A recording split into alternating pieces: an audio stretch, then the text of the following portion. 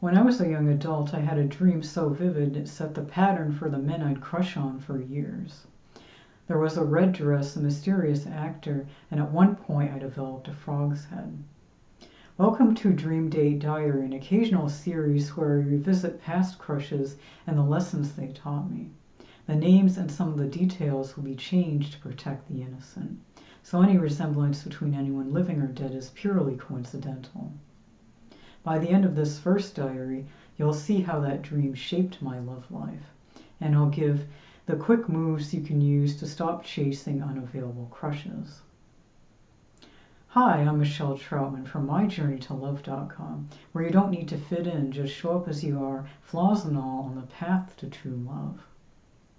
I was shy as a child and became an introverted adult. Acquaintances outnumbered my friends. I had my first crush around age 6. After a long pause, new ones popped up in high school and followed me into young adulthood.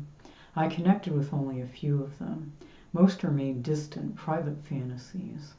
Sometimes I think my first major crush in my young adulthood set the pattern for future ones and for men I was attracted to later in real life.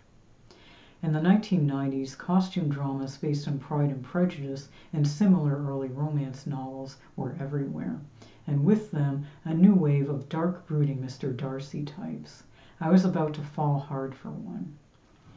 They often starred sexy English actors who played emotionally repressed men. It turns out not all Englishmen are like that. In Austen's era, strict social rules and class expectations made romance more about restraint than passion. That restraint appealed to me. A mysterious, quietly intense man felt safer and more romantic than a drama prima donna. So a dark, broody Mr. Darcy like the one Colin Firth played in the 1995 movie adaptation of Pride and Prejudice made many young ladies like me swoon. Mr. Firth was fine, but I ended up pining for a similar bad boy, really a full-grown adult. I'll call him the actor. Back when I saw this particular film, I had been given a dream diary, probably because I had many odd yet very vivid, detailed dreams. I still do sometimes, but they're not usually this intense. The movie itself was fine, entertaining enough, but nothing that stuck with me. The lead actor, attractive, sure, but at the time, just another face on the screen. That night I dreamt I was older and thinner, wearing a red dress, living in a castle surrounded by servants, far away from my real life. The actor was the star. In it, I couldn't stop thinking about him and wanted to be with him all the time. I was an actress. I met the actor while performing in a stage play. Like an enemies to lovers rom-com trope, we clashed at first, but soon clicked. Now remember I mentioned a frog earlier? It will rear its head soon. For some reason, possibly because he was also on the battlefront, I couldn't see him as often as I'd liked. We tried to see each other as often as possible. I knew he'd be going away soon, and we were both saddened by this.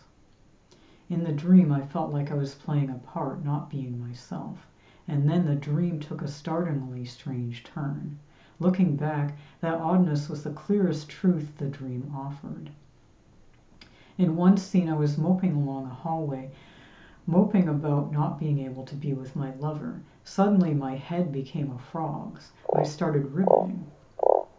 The servants were baffled, but they acted like this had happened before. After a while, I was back to normal. The next day, my lover left, and I pined for him. When he returned, I wanted him to love me back. In my mind, I could hear him ask in a sexy voice, "Will you wait for me?" I resolved to keep that promise. But the real story was just beginning. Perhaps the dream was telling me I was falling for another potential frog or frog prince. Maybe I wanted to be a frog princess. Or maybe my real ambition in life was to be an amphibian. Afterward, I felt an almost magnetic pull toward the actor. I'd occasionally Google his name or pore over his interviews searching for hidden meanings. For years, he lingered in the back of my mind. When he smiled, he seemed to literally glow with charisma, right down to the sparkling eyes. I later learned he'd been a little naughty. He wasn't perfect after all. Ever since, I've mostly been attracted to men with nice eyes and a mysterious intensity about them. And yes, some of them have been a little naughty. I know for better or for worse that the dream and the crush say something about me. An obvious point is that they gave me an escape from a boring life. Perhaps it also says something about how I viewed myself back then. I struggled with how I looked and how I felt about myself. Maybe I wanted to leapfrog away from it all.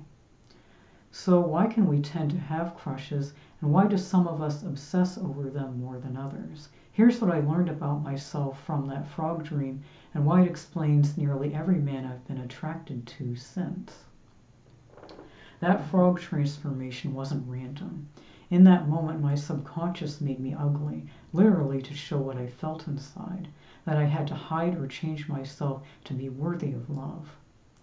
Crushes can feel safe. They're just fantasies. No one gets hurt unless you become so absorbed that they start to hurt you.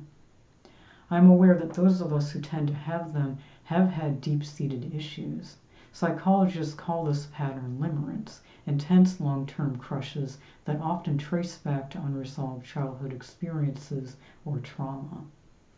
Again, I feel we can all learn from our experiences, and I thought I'd relate my own to teach others. 2 takeaways from this dream. 1. Notice patterns. Your fantasies often reflect needs that weren't fulfilled when you were younger. 2. Practice congruency. Unless you're in risky situations, act how you feel rather than presenting the perfect image you expect people to see. That vivid dream wasn't just about one actor. It foreshadowed how I'd approach love for much of my life, changing myself, chasing the unavailable, and believing I wasn't enough as I was. To learn more about me and my experiences and dating authentically, visit myjourneytolove.com and take my short quiz to see if you're showing up as your true self or if you're dating in disguise. The links are in the video description. Did any of this resonate with you? If so, what did you think? Let me know in the comments. Thank you so much for watching, and feel free to like and share this video.